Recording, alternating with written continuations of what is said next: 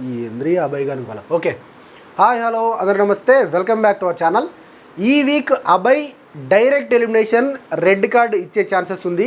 నాగార్జున గారి చేతిలో రేపు బీభత్సం, అసలు మామూలు కాదు. రేపంటే ఈ వీడియో అప్లోడ్ చేసే టైంకి ఈరోజు అవుతుంది. నాగార్జున గారి చేతిలో ఈ వీకెండ్ మామూలు రచ్చ ఉండదు, ఒక రేంజ్లో ఫైర్ అయ్యే ఛాన్సెస్ ఉంది. ఎందుకు అని అంటే అభయ్ చేసిన ఆ కామెంట్స్ అట్లా ఉన్నాయి. సో ఎపిసోడ్ గురించి క్లియర్ కట్గా మాట్లాడుతూ అండ్ ఈ వీక్ ఎలిమినేషన్ ఎందుకు అభయ్ అయ్యే ఛాన్సెస్ ఉంది, మిగతా వాళ్ళు ఎందుకు అవ్వకుండా ఉండే ఛాన్సెస్ ఉంది, అండ్ ఓటింగ్ పర్సెంటేజ్ నిజంగా ఎవరికి ఉంది ఏంటనేది మాట్లాడదాం. అండ్ నిఖిల్ విషయానికి వస్తే నిఖిల్ మాత్రం ఈరోజు రియలైజ్ అయ్యాడేమో అని అనిపించింది. కళ్ళు తెరిచిన నిఖిల్ అని చెప్పాలనిపిస్తుంది. ఎందుకంటే సోనియా చేతిలో ఆల్రెడీ ఒక 4 వీడియోస్ బ్యాకే చెప్పాను, సోనియాని కనుక నమ్ముకుంటే నిఖిల్ సంక నాకిపోవడం ఖాయం అని చెప్పాను. అదే జరుగుతూ ఉంది. కానీ నిఖిల్ సోనియా మాయ నుంచి ఇప్పుడిప్పుడే బయటపడుతూ ఉన్నాడేమో అని అనిపిస్తూ ఉంది. బట్ మళ్ళీ ఏ మాయ చేసి మళ్ళీ ఏం చేస్తుందో తెలీదు. సోనియా ఒక్కోసారి ఏదో బిల్డప్ ఇస్తుంది. ఏంద్రా ఈ అమ్మాయి అంత నాకే తెలుసు, నేనే ఇక్కడ తోపు, నాకంటే మైండ్ ఎవరికి లేదు, అంత వేస్ట్ గాళ్ళు అన్నట్టుగా బిహేవ్ చేస్తుందో అనిపిస్తుంది. ఎందుకంటే నిఖిల్ని ఆ శుద్ధపూస అందరు తిన్నాక తింటా అనే శుద్ధపూస మళ్ళీ ఇప్పుడు వచ్చి నన్ను అడుగుతుంది, ఏంది ఈవిడ ఓవరు అని అనిపిస్తుంది. ఒకసారి ఆ క్లిప్పు నిఖిల్కి చూపించి నిఖిల్ని రియలైజ్ చేస్తే, బిగ్ బాస్ వీళ్ళిద్దరు ఫ్రెండ్షిప్ని విడదీస్తే అప్పుడు నిఖిల్ ఒక రేంజ్లోకి వెళ్ళే ఉండే ఛాన్సెస్ ఉందేమో అని అనిపిస్తుంది. అండ్ సీతను సెలెక్ట్ చేయకుండా సోనియాని సెలెక్ట్ చేయడం వల్ల నిఖిల్ రాంగ్ డెసిషన్ తీసుకున్నాడా లేదంటే రైట్ డెసిషన్ తీసుకున్నాడా అనేది దాని గురించి క్లియర్ కట్గా నా ఒపీనియన్ చెప్తాను, కుండ బద్దలు కొట్టినట్టు. సో వీడియో ఫస్ట్ నుంచి లాస్ట్ వరకు చూడండి. అండ్ వీడియో నచ్చితే తప్పకుండా లైక్ చేయండి. ఫస్ట్ టైం మన వీడియోస్ చూస్తున్న వాళ్ళు దయచేసి ఎవరైనా ఉంటే please try to subscribe, please support. So వీడియోలోకి వెళ్తే ఫస్ట్ నిన్న జరిగిన ఎగ్ టాస్క్ గురించి డిస్కషన్ జరుగుతూ ఉన్నాయి. అండ్ ప్రేరణ అండ్ మన యష్మి వీళ్ళందరూ మాట్లాడుకుంటూ ఉన్నారు. నిఖిల్ అయితే వాడు పిచ్చ స్ట్రాంగ్, నన్నైతే ఇట్లా తీసి పడేశాడు అని యష్మి చెప్తుంది. యష్మి మాట్లాడుతుంటే కొంచెం ముద్దుగా అనిపిస్తుంది.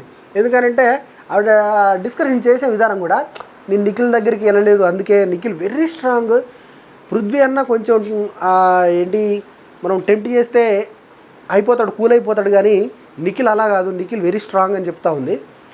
సో యష్మి చెప్పిన మాట మాత్రం కరెక్టే, నిఖిల్ వెరీ స్ట్రాంగ్ ప్లేయర్.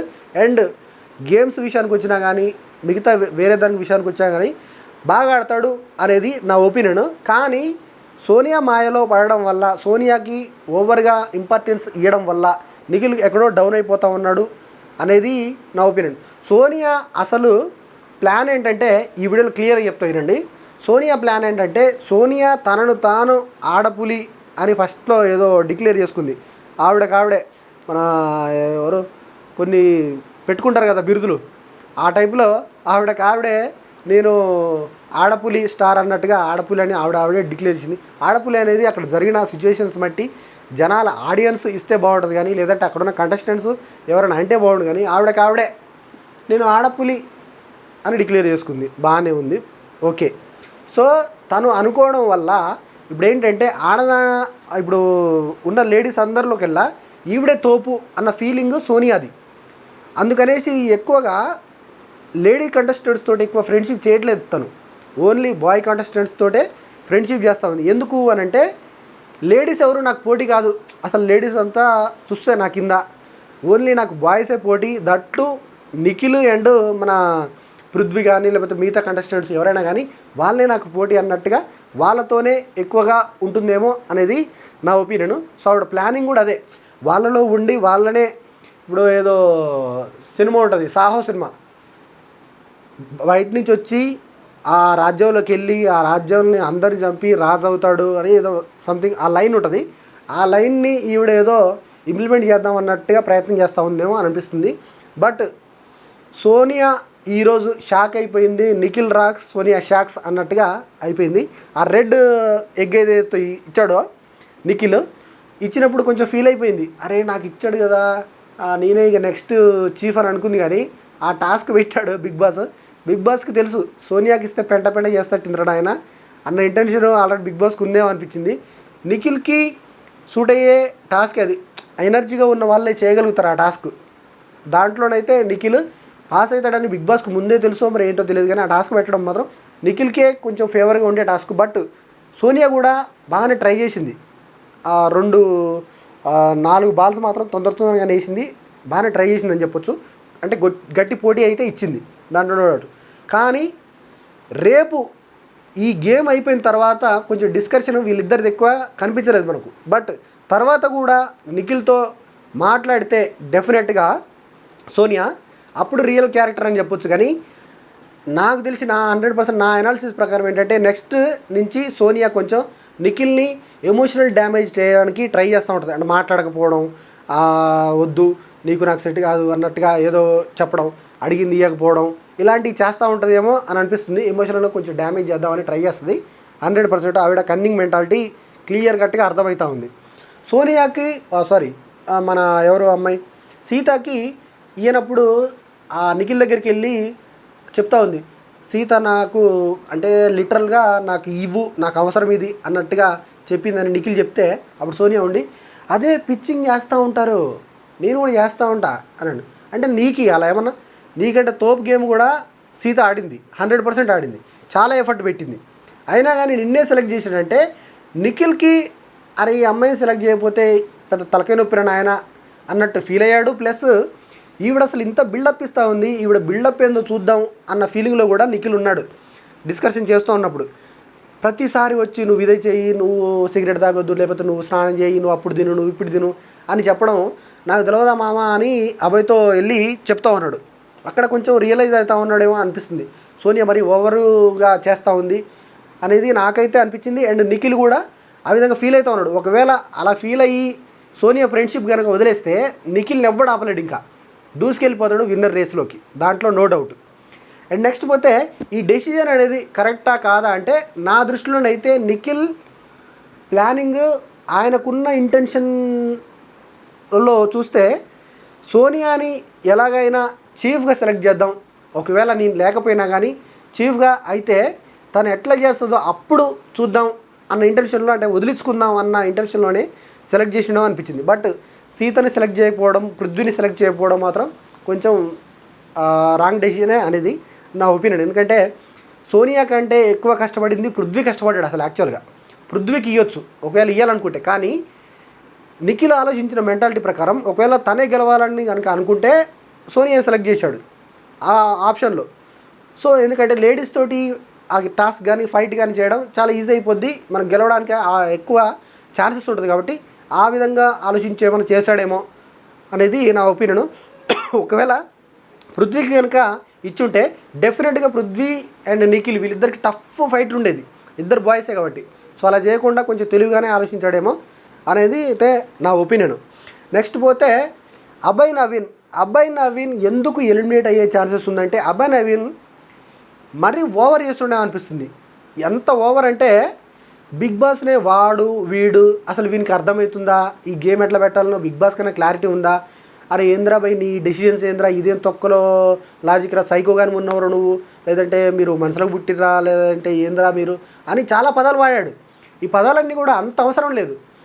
ఈయన ఎట్లా ఊహించుకుంటుండంటే శోభాలజీ గారు ఫస్ట్ సీజన్లో ఆయన కనుక ఎట్లా ఫైర్ అయ్యాడో ఆ రేంజ్లో నేను కూడా ఫైర్ అవుతా, లేదంటే నెక్స్ట్ సీజన్లో ఇంకొంతమంది శివాజీ గారు లాస్ట్ సీజన్లో శివాజీ గారు కూడా పంపివా కాఫీ పంపివా అని ఒక ఎపిసోడ్ వచ్చింది. సో అట్లా ఏమైనా ఫీల్ అవుతా ఉన్నాడు అనిపిస్తుంది, కానీ లిమిట్ దాటిపోతూ ఉంది అభయ్ది. సో బిగ్ బాస్ హౌస్కి వచ్చినామంటే బిగ్ బాస్ రూల్స్ ఎంత కఠినంగా ఉంటాయో తెలుసుకునే వచ్చారు వాళ్ళు ఆల్రెడీ. కానీ మరీ ఓవర్గా మర్యాద లేకుండా వాడు వీడు అనేది మాట్లాడడం అనేది కరెక్ట్ కాదేమో అనేది నా ఒపీనియన్. నాగార్జున గారు డెఫినెట్గా అభయ్ నవీన్కి రెడ్ కార్డ్ ఇచ్చే ఛాన్సెస్ ఉంది, లేదంటే డైరెక్ట్ ఎలిమినేషన్ అయ్యే ఛాన్సెస్ ఉంది. మోస్ట్లీ ఓటింగ్ పర్సంటేజ్ కూడా అభయ్ నవీన్కే చాలా తక్కువగా ఉంది. ఓటింగ్ పర్సంటేజ్ ఈరోజు వరకు చూస్తే డెఫినెట్గా అభయ్ నవీనే ఎలిమినేట్ అయ్యే ఛాన్సెస్ ఉంది. 99.9%. 0.1% ఎక్కడో చెప్పలేము తప్ప, పృథ్వీ అండ్ యష్మి వీళ్ళిద్దరిలో తప్ప మోస్ట్లీ అయితే అభయ్ నవీన్ ఎలిమినేట్ అవుతాడు, ఇది మాత్రం పక్కా. కానీ బీభత్సమైన క్లాస్ అయితే ఫుల్ ఆన్ ఫైర్లో ఉంటాడు నాగార్జున గారు, మామూలు క్లాస్ అయితే ఉండదు. అభయ్ నవీన్కి. ఎందుకంటే అంత ఓవర్ యాటిట్యూడ్ అనేది పనికిరాదు ప్రతి ఒక్కరికి. సో అంతమందికి ఇబ్బంది కలగంది, ఈయనకి ఒక్కడికి ఇబ్బంది అవ్వడం అనేది నాకైతే అంత ఏ పెద్ద ఓవర్ చేస్తుండ్రా అన్న ఫీలింగ్ అయితే వచ్చింది. యాక్చువల్గా ఓడిపోయిన టీంకి ముగ్గురికి అవకాశం ఇచ్చాడు బిగ్ బాస్. అవకాశం ఇచ్చినప్పుడు మనోడు ఏం చేయాలి అసలు? అరే నేను ఆల్రెడీ గేమ్ ఆడకనే నా టీం అంతా ఓడిపోయింది, బట్ బిగ్ బాస్ ఒక ముగ్గురికి అవకాశం ఇచ్చాడంటే అది గ్రాటిట్యూడ్గా ఉండి థ్యాంక్స్ బిగ్ బాస్ అని చెప్పేది పోయి ఈయనకు అర్థమవుతుందా అసలు ఏమైనా క్లారిటీ ఉందా అంటే నీకెందుకు రా బాయ్ క్లారిటీ గురించి. ఆయన ఒక గేమ్ పెడదాం అనుకున్నాడు, దాంట్లో నుంచి సెలెక్ట్ చేద్దాం అనుకున్నాడు. ఆయన థాట్ ప్రాసెస్ ఏదో ఉంటుంది, దాన్ని కూడా గెలికి వీనికి డెసిజన్ తెలియదు అన్నట్టుగా మాట్లాడితే తీసి పడిదొబ్బిండు. యాక్చువల్గా ఆ గ్రూప్లో ఉన్న క్లాన్లో ఉన్న మెంబర్స్ అందరూ కూడా అభయ్ పైన రివర్స్ అవ్వాల్సిన సిచ్యువేషన్, కానీ ఎవడు రివర్స్ అవ్వలేదు. సో అక్కడ కొంచెం క్లాన్ సభ్యులు గివప్ ఇచ్చారనిపించింది. యాక్చువల్ అయితే ఫుల్ ఆన్ ఫైర్లో ఉండాలి అభయ్ మీద. నువ్వు అట్టట్టు మాట్లాడుతావు, అది కరెక్ట్ కాదు, ఇది తప్పు, అది తప్పు అని మాట్లాడాలి. మనకంట ఒకడు రియాక్ట్ అవుతా ఉన్నాడు, కానీ మన ఓమాదిత్య అయితే చీఫ్ చెప్పిందే కరెక్ట్, మనకంట నీకు తెలియదు, చీఫ్ చెప్పిందే కరెక్ట్ అని సోది అంటే సోది ఓమాదిత్య ఏది చెప్తే అది. ఆ ఇద్దరు అమ్మాయిలన్నా ఫుల్ ఆన్ ఫైర్లో గేమ్ ఆడుతూ ఉన్నారు, కానీ ఓమాదిత్య అయితే తుస్సు అనిపిస్తుంది. సో ఇది నా ఒపీనియన్ ఓమాదిత్య పైన. సో ఓమాదిత్య చేసింది కరెక్టా రాంగా అనేది మీరు చెప్పండి. అండ్ నిఖిల్ సోనియా ఫ్రెండ్షిప్ వల్ల నిఖిల్కి యూజా లేదంటే సోనియాకి యూజా అనేది కూడా కామెంట్ చేయండి. సో నాకైతే మాత్రం సోనియా ఎందుకో నిఖిల్ని ఎమోషనల్లీ డ్యామేజ్ చేద్దాం, నిఖిల్ తోటి ఆడుకుందాం అన్నట్టుగానే బిహేవ్ చేస్తుందేమో అని అనిపిస్తుంది. నేను 2-3 రోజులు ఆయనతో మాట్లాడను అని చెప్పడం ఇదంతా కొంచెం ఓవర్గా అనిపిస్తుంది. అండ్ మణికంఠ నిఖిల్ వీళ్ళ ఫ్రెండ్షిప్ కూడా ప్యూర్. అసలు మణికంఠ ఈరోజు సూపర్ అనిపించాడు నాకు. ఒక మంచి ఒపీనియన్ కలిగింది మణికంఠ మీద. ఎందుకంటే నువ్వేం చేస్తున్నావు నీకు అర్థమవుతలేదు నిఖిల్, నువ్వు వాళ్ళ ఆ చెప్పుడు మాటల వల్ల నువ్వు ఓవర్ అగ్రెషన్ అయిపోయి నీ ఆటను నువ్వు ఆడకుండా అసలు ఇది నీ నేచరే కాదు, నువ్వు ఇట్లా ఆడుతున్నావు అని క్లియర్ కట్గా చెప్పాడు.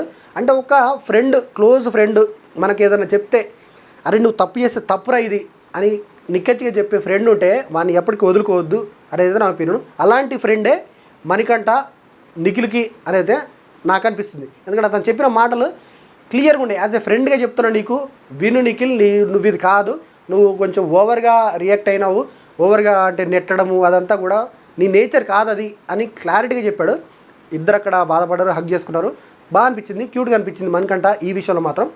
సో ఇది ఈ వీడియో నచ్చితే లైక్ చేయండి, షేర్ చేయండి, ఛానల్ని తప్పకుండా సబ్స్క్రైబ్ చేయండి. Thank you so much.